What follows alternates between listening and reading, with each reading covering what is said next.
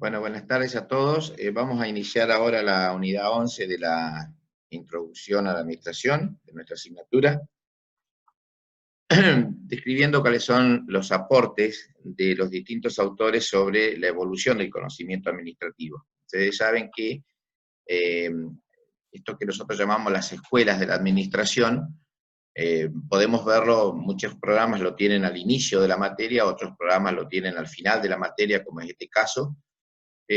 Nosotros desde la cátedra optamos por explicarlas al final, porque la ventaja que tiene de ver cómo ha ido evolucionando el conocimiento administrativo a lo largo de la historia, nos permite ya tener conocimiento de las unidades anteriores, con lo cual, de alguna manera, ahora es más posible entenderlas a las distintas escuelas, cada una con sus aportes, porque ya a lo largo de la cursada, con el desarrollo de las clases teóricas y prácticas, hemos podido ver distintos aportes que han hecho los autores. En todo caso, lo que vamos a hacer con esta unidad ahora es identificar qué cosas de las que hemos visto corresponden a qué escuela, y básicamente poder entender cómo la economía, el avance social, el progreso, la tecnología, la historia, cómo cada contexto ha ido modulando, ha ido haciendo que las organizaciones se estudien desde distintas perspectivas, conforme la época iba evolucionando, hasta llegar a nuestros días. Por eso es que vamos a hacer un repaso general de las distintas escuelas, distintas corrientes, no todas ellas con el mismo impacto, por supuesto, algunas con un impacto más fuerte, otras simplemente a nivel de enfoque o de teoría. Ustedes recuerden que, por ejemplo, una opinión de un autor, bueno, es eso. Después, cuando ya hay una serie de opiniones en el mismo sentido, podemos decir que hemos llegado a un estado de la teoría. Después esa teoría, si tiene más seguidores, puede llegar a transformarse, digamos, en una corriente, y finalmente, cuando ya la corriente es sostenida en el mismo sentido de pensamiento, hablamos en presencia de una escuela que está identificada con preceptos, valores, teorías, prácticas, hipótesis. Pero, insisto, de a poquito vamos a ir viendo distintos grados de presencia, desde una simple opinión hasta lo que es una teoría, una corriente o una escuela directamente. Pero bueno, vamos de a poco. Recuerden que lo importante de esto es poder identificar cuál ha sido el aporte de cada una de las escuelas, cuáles de esos aportes hoy pueden estar vigentes y qué críticas podemos hacer a las distintas escuelas.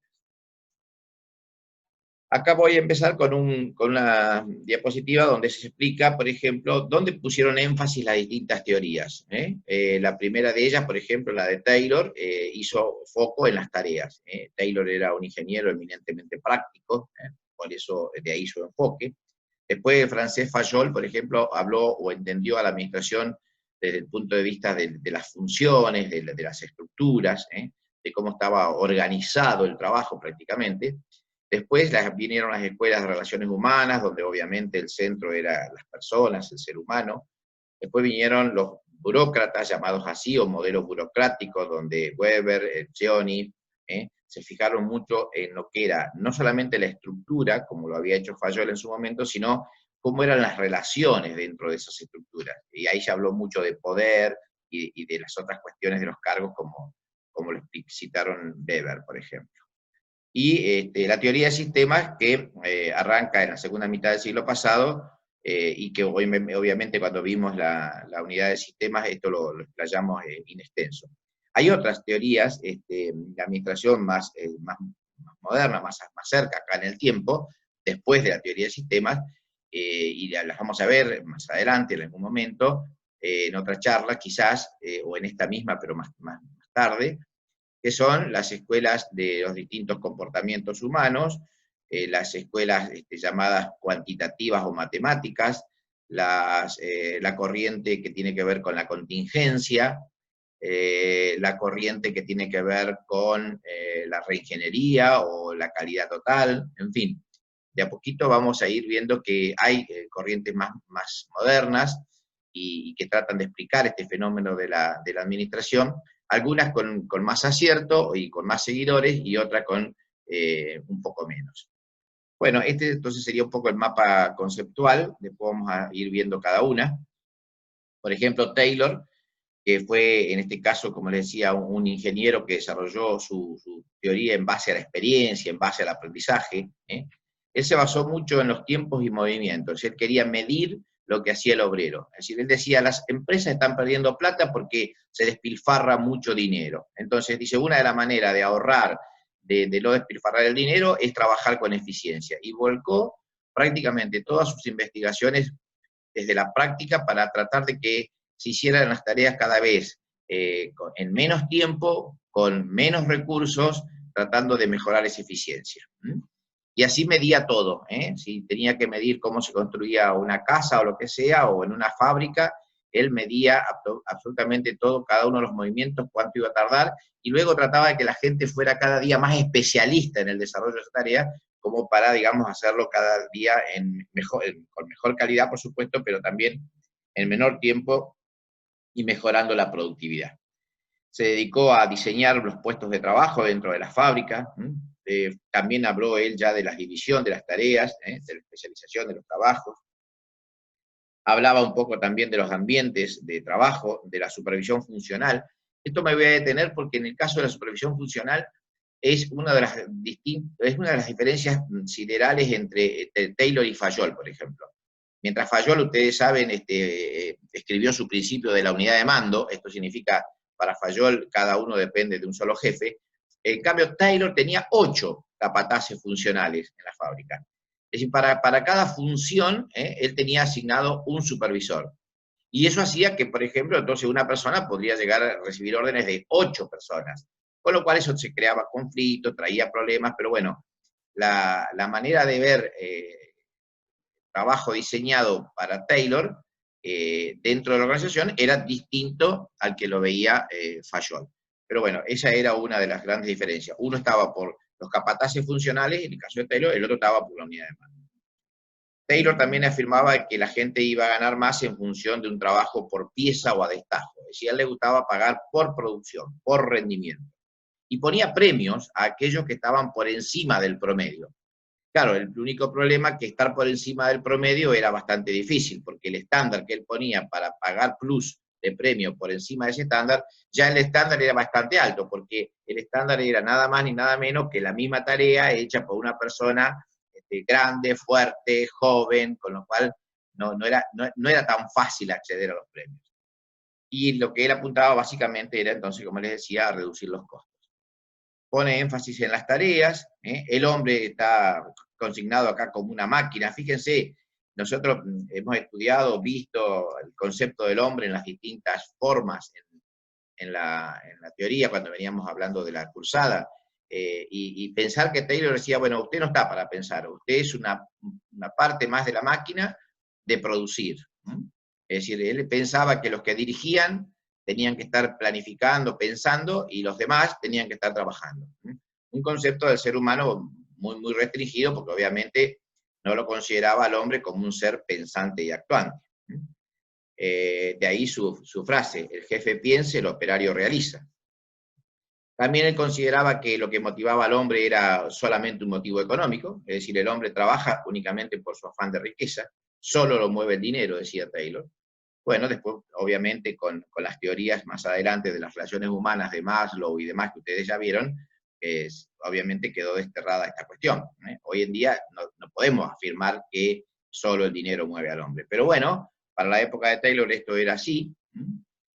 Y después vinieron algunas críticas respecto de lo que él dijo, como por ejemplo que esto de tanto estudiar los tiempos y movimientos de las personas lo transformaban al hombre en una especie de robot. En realidad no había muchos robots en esa época, estamos hablando alrededor del año 1900, pero a lo que voy es a la robotización no en el sentido actual de la robótica, sino en el sentido de que el operario prácticamente era considerado una máquina.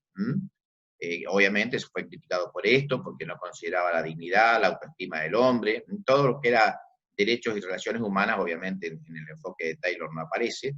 Fue criticado también porque había mucha especialización, o sea, era demasiada división de tareas para llevarla al extremo de desagregarla y ser más eficiente, aunque sea cada vez en una parte más chiquitita. Fue criticado también justamente por esta visión, como les decía, incompleta del hombre, no pensar al hombre como un ser pensante y actuante. Y además fue criticado porque el enfoque de él era prescriptivo, normativo, digamos muy, muy formal, muy taxativo, y no daba lugar a la flexibilidad. Pero bueno, esos fueron los aportes y las críticas de Don Taylor. Ahora vamos a ver un poquitito a Fayol, de manera resumida. Ya Fayol mira a la organización desde el punto de vista de la estructura, no de las tareas como lo hacía Taylor. También es una teoría normativa, prescriptiva, o sea, en este caso no se diferencian. Y el aporte de Fayol en este caso fue que dijo, bueno, todas las empresas, más allá del rubro a que se dediquen, siempre van a tener estas áreas básicas desde el punto de vista de su función. Las funciones técnicas, las funciones comerciales, las funciones financieras, las de seguridad, las contables y las administrativas. Algo así como cuando nosotros en la PYME decimos, bueno, en la PYME industrial hay un área de producción, una de comercialización y una de finanzas y control, de alguna manera para unir a casi todas solamente en 3, Fayol las discriminó en 6. No se olviden que Fayol estudió a la organización desde la dirección superior hacia abajo. O sea, él venía de los órganos directivos de las empresas y desarrolló su teoría desde un país avanzado en esa época como era Francia. Entonces esa también es una gran diferencia entre Fayol y Taylor. Así como Fayol veía la organización desde la estructura y sobre todo desde la dirección superior hacia abajo, Taylor lo hacía desde el obrero hacia arriba, es decir, poniendo énfasis abajo en las tareas. En cambio Fayol ya se ocupaba de la dirección superior y dividía las funciones en estas 6 que ustedes ven acá.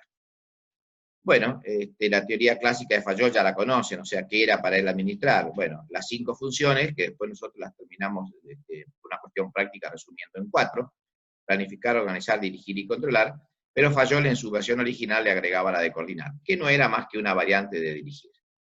Bueno, los principios fundamentales de Fayol, esto todavía hoy están vigentes, este fue su gran aporte. Estableció nada más ni nada menos que estos 14 principios de la organización formal, cosa que fue, a mi entender, y de muchos autores, porque se repite en casi toda la bibliografía de la materia, un gran aporte. Los principios de la organización formal aportados por Fayol. Muchos de estos principios hoy están vigentes en casi todas las organizaciones, con algún matiz en algún caso o en otro, pero no podemos olvidar que toda organización seria, responsable y productiva tiene que verse reflejado con estos principios. ¿Qué crítica le podemos hacer a Fayol? Bueno, los autores posteriores lo criticaron de que, al igual que en ese caso que a Taylor, que era algo muy prescriptivo, muy normativo, con poca flexibilidad. También se lo criticó porque no incorporaba aspectos sociales, psicológicos y humanos.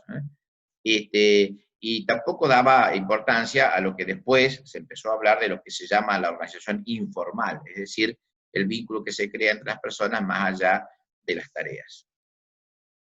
Entonces, si tuviéramos que poner en una especie de mosaico de diferencias, veríamos que, así como Taylor pone énfasis en las tareas, Fayol lo hace en la estructura, uno estudia desde el nivel obrero, el otro desde el nivel gerencial, uno lo estudia en base a los tiempos de movimiento de las tareas, el otro lo hace más desde el punto de vista de las funciones administrativas, uno es más práctico, el otro es más teórico, uno es un práctico por naturaleza y el otro tardó en aplicar su teoría un poco más adelante. Bueno, en fin, hay más diferencias si uno lo lee en profundidad cada una de las teorías, pero esas son las principales. Vamos ahora a pensar en otra escuela, en la escuela de las relaciones humanas, y don Elton Mayo, a la cabeza, fue uno de sus grandes precursores. Él fue el primero que habló de las relaciones informales, de los aspectos emocionales, él fue uno de los primeros en hablar del hombre social. Entre sus principales conclusiones se encuentran el nivel de producción muchas veces depende de la integración social que haya dentro de la empresa. El comportamiento social de los trabajadores tiene un gran vínculo y se apoya en el grupo como pertenencia. Hay una sanción social de los compañeros, es decir, aquellos que violan los comportamientos del grupo son sancionados socialmente. Existen grupos que participan, pero de una manera informal, él lo reconoció. Eso todavía hoy se habla, hay una organización informal en la vida diaria, o sea, este es un aporte realmente vigente de la Escuela de Relaciones Humanas. Los trabajos simples y repetitivos, él decía que bajaban la moral del individuo. Esta es una crítica puntual, con nombre y apellido, por ejemplo, a Taylor. donde eso era repetir, repetir y repetir. Fíjense que acá Mayo dice, bueno, los trabajos simples, o sea, muy dividida la función y encima repetitivo como una rutina, le bajaban la moral al individuo, producía aburrimiento.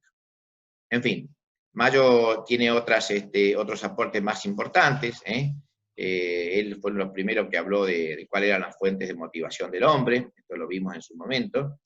Y bueno, la crítica que le hacen es que tanto pensar en el comportamiento del hombre dentro de la empresa, digamos, se lo acusa de que esto podría llevar a una manipulación en su trabajo, en la manera de actuar, porque estamos siempre pensando en qué lo motiva, en base a qué se mueve. Entonces los detractores, esto de trabajar sobre la mente del individuo, lo consideran como una crítica porque se presta a un uso abusivo o manipulador.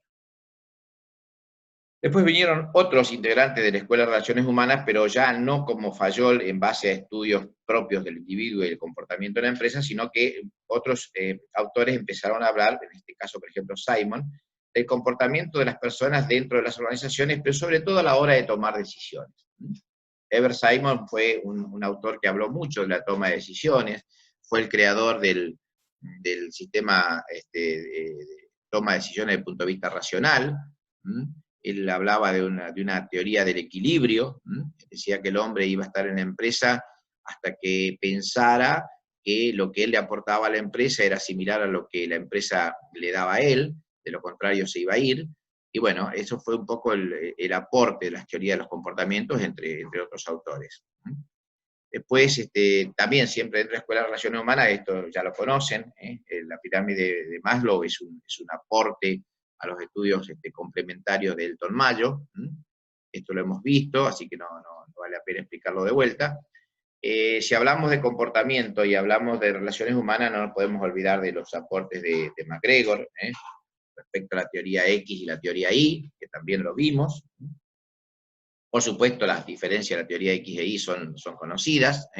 Una apunta a una persona más perezosa, la otra a una persona que quiere esforzarse, o sea, son bien distintivas acá las dos teorías, bien diferenciadas.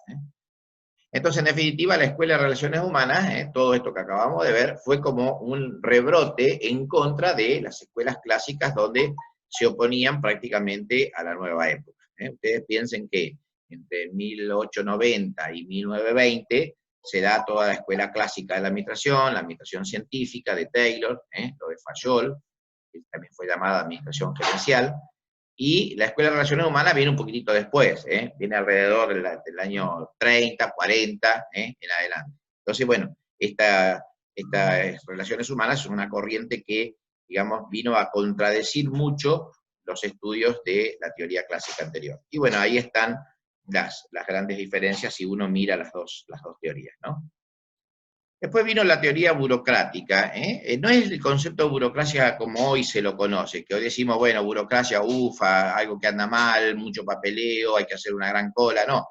Para Max Weber, la teoría de la burocracia fue una teoría que él trajo para modernizar a las organizaciones. Era el concepto en su momento más moderno para pensar y dirigir a las organizaciones. Entonces, bueno, fue tomado como un modelo de eficiencia. Se decía que el modelo de excelencia o de eficiencia por el momento en la época de Max Weber era la teoría de la burocracia. Mucho de lo que es hoy el Estado, no solamente argentino, sino en el mundo, la concepción de Estado, de nación políticamente organizada, proviene de la época de Max Weber. Es decir, mucho de lo que es hoy los métodos, las formas, los reglamentos, las ordenanzas, los puestos, la manera de diseñar la estructura, todo esto que uno ve en el sector público fue tomado del modelo que para la época era exitoso y se lo llamaba burocrático en el buen sentido de la palabra, no como en la acepción que tiene ese vocablo en el día de hoy. Bueno, Max Weber en ese momento entonces se fijó en el rendimiento, en los recursos humanos, trató de estandarizar el desempeño.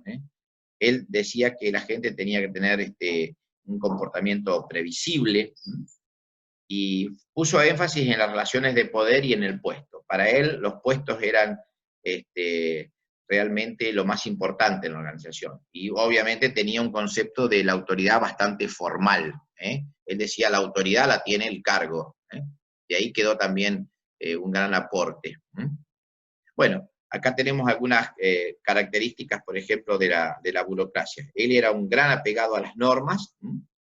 Él creía en que tenía que haber una división muy formal de las comunicaciones, tal cual, por ejemplo, después se vio en el organigrama. Él decía que había una impersonalidad de las relaciones, o sea, él se quedaba en que el órgano era el que se comunicaba, no la persona. Él decía que los cargos no eran a perpetuidad, no, nadie era dueño de un cargo, simplemente iba a durar en el cargo mientras durara su competencia y su mérito para usarlo. Era un gran apegado a las rutinas y a los procedimientos. Él consideraba que la jerarquía de la autoridad era fundamental para mantener la estructura, y abogaba por la profesionalización de los puestos de trabajo. Fíjense, ya en aquella época, él decía, todos los que ocupen un cargo necesitan ser preparados, calificados y profesionales en lo que hacen.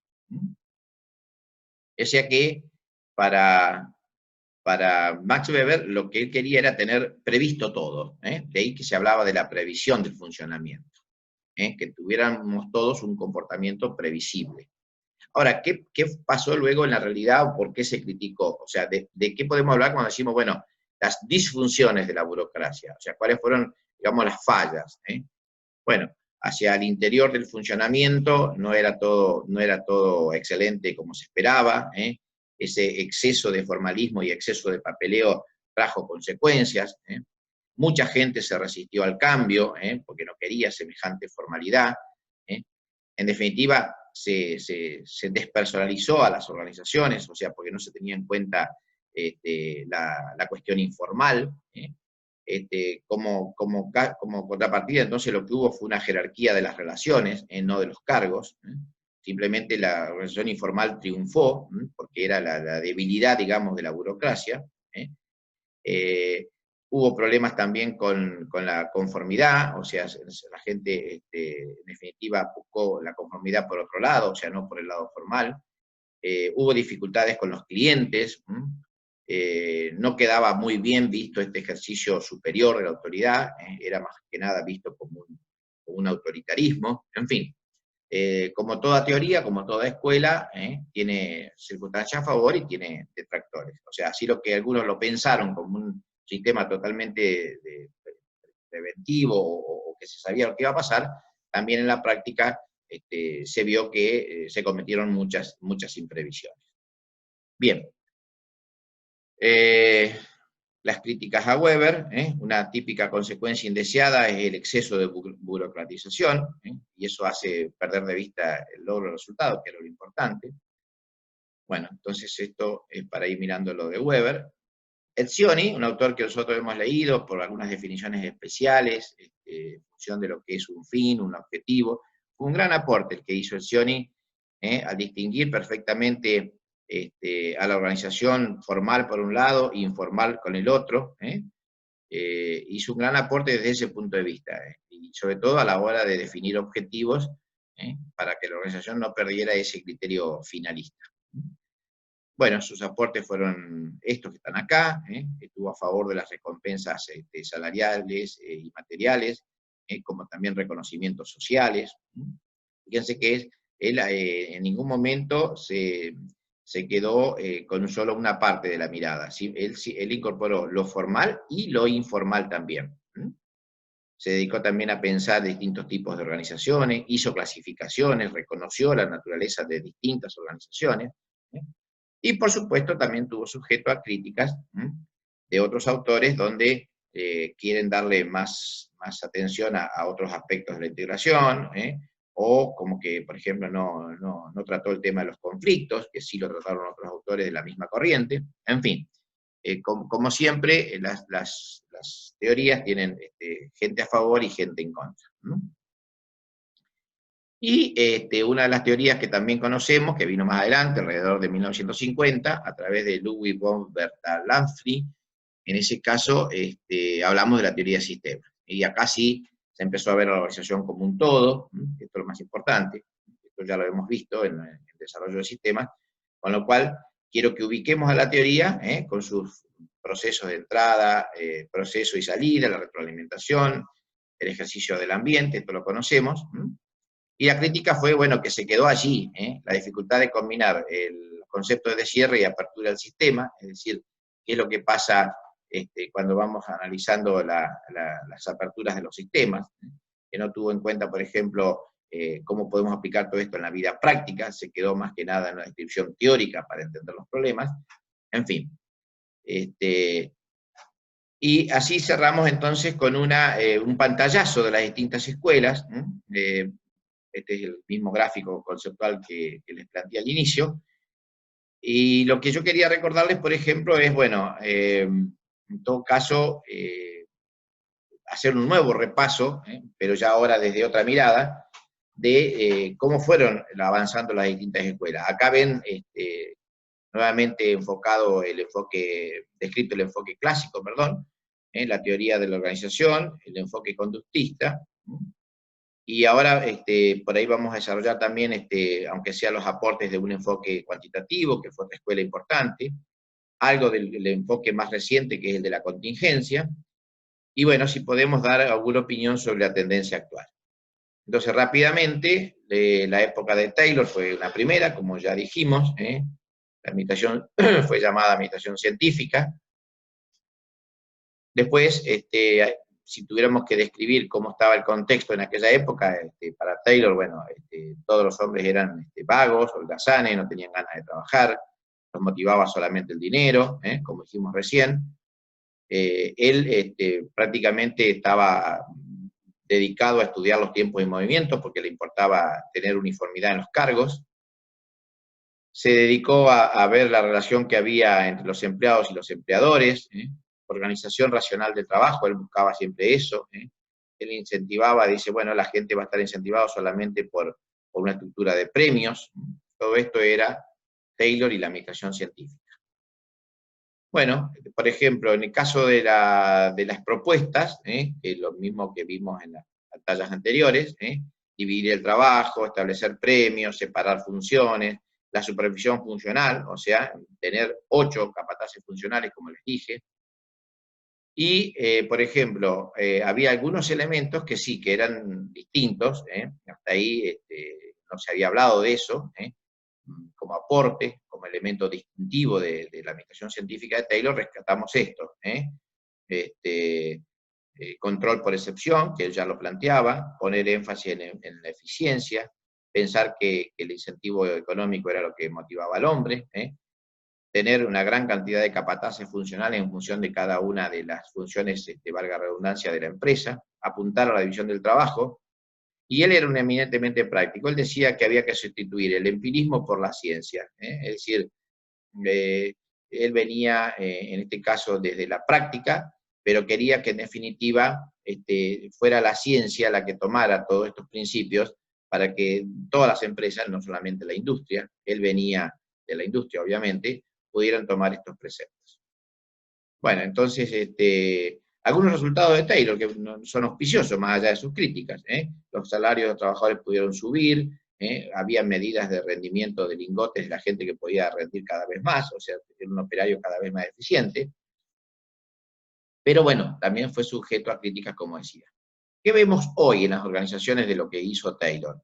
Bueno, sigue estando presente la definición de las distintas tareas, sigue vigente el estudio de tiempos y movimientos, sigue vigente el hecho de buscar a los trabajadores más calificados para el puesto. En algunas compañías todavía se usa el trabajo a destajo, o sea, que tenga que ver lo que un individuo gana en función de lo que efectivamente está produciendo.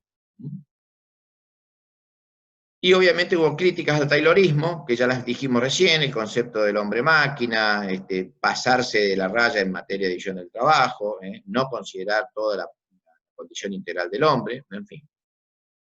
Bueno, entonces después de Taylor vino Fayol, después vino Max Weber, gente que trabajó, algunos desde la dirección gerencial, como dijimos recién, los famosos principios, otros trabajaron desde las estructuras, de las operaciones. Estas eran las funciones, por ejemplo, de Fayol. Hoy las mencionamos y acá está una pequeña aclaración sobre cada una de las funciones que que él trató de explicar. Bueno, obviamente los famosos principios, sin ninguna duda, eran 14.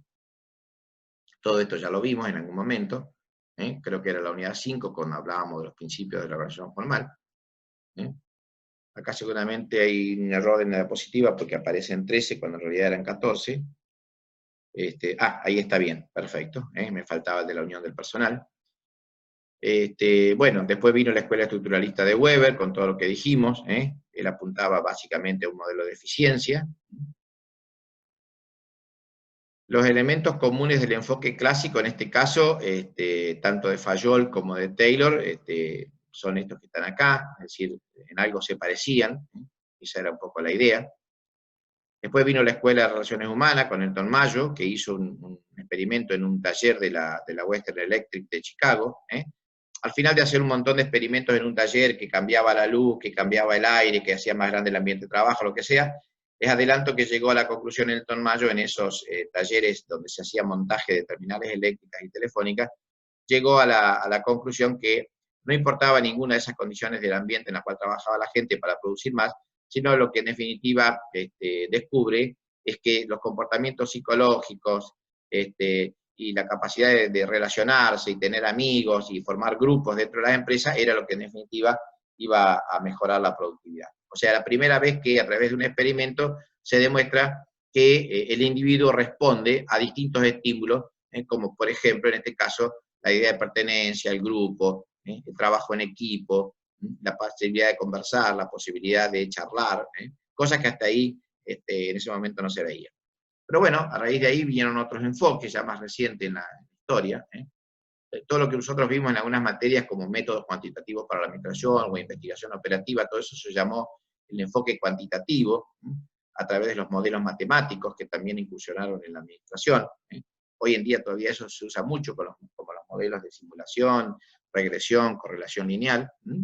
Todo esto se ve en otras materias, pero forma parte, digamos, de las escuelas de la administración. La teoría de las colas, el camino crítico, PER, CPM, los gráficos de Gantt, que si bien Gantt era un clásico, hoy todavía se lo usa como un método para programar las tareas.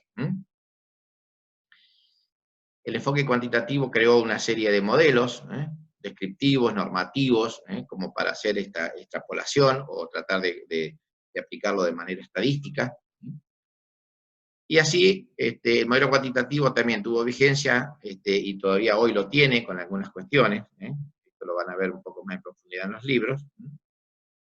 Después tenemos, por ejemplo, algunos aportes ya ahora sí un poco más recientes, ¿no es cierto? Donde se valora el aporte de estas variables de decisión. Por ejemplo, se usa también en la materia de producción, donde tratamos de descubrir cuál es el lote óptimo o cómo podemos producir mejor. Todo esto que sea el uso de parámetros matemáticos, que se usa mucho, algunos autores lo llaman los aportes de la economía de empresas. Y bueno, así llegamos entonces a la explicación de los modelos normativos, con sus pros y sus contras, como siempre. La teoría de sistemas, que ya lo vimos, cuáles fueron sus aportes, alrededor de 1950 en adelante. Y después de explicar la escuela de teoría de sistemas con sus funciones, sus aportes, sinergias, límites del sistema y demás, tipos de sistemas abiertos y cerrados, todo eso nos sirvió para entender un montón de situaciones actuales. La teoría de sistemas aportó mucho al campo del conocimiento, porque fue una de las disciplinas, digamos, que sobre ella se pusieron a investigar casi todos los campos del conocimiento, una gran herramienta de investigación. Y llegamos a la actualidad, en los últimos 20, 30 años, lo que se llama un enfoque de contingencia. Básicamente, no hay muchos autores destacados de esta teoría, simplemente son varios, pero todos coinciden en que, en definitiva, no hay reglas o principios universales para que los gerentes puedan seguir de una manera metódica, cada escuela aportó lo suyo. Lo que termina diciendo esta contingencia, esta escuela o este enfoque, en realidad ni siquiera algunos autores la consideran escuela, simplemente un enfoque, una mirada hecha por algunos autores, lo que básicamente aporta es lo siguiente, dice, bueno, más allá de dónde esté la organización, Japón, Argentina, Estados Unidos, Indonesia, donde sea, el entorno, el contexto en el cual actúa la empresa va a condicionar de alguna manera las decisiones de sus sugerentes.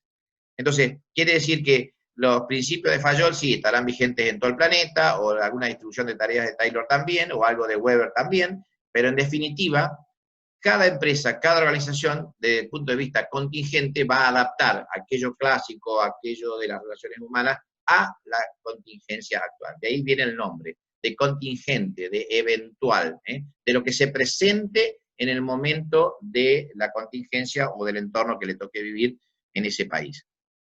O sea, en una palabra dice, no existe una única manera de hacer las cosas. Bueno, algunas de las cosas que distinguen al enfoque, el tamaño, la tecnología, el tratado de incertidumbre en medio ambiente.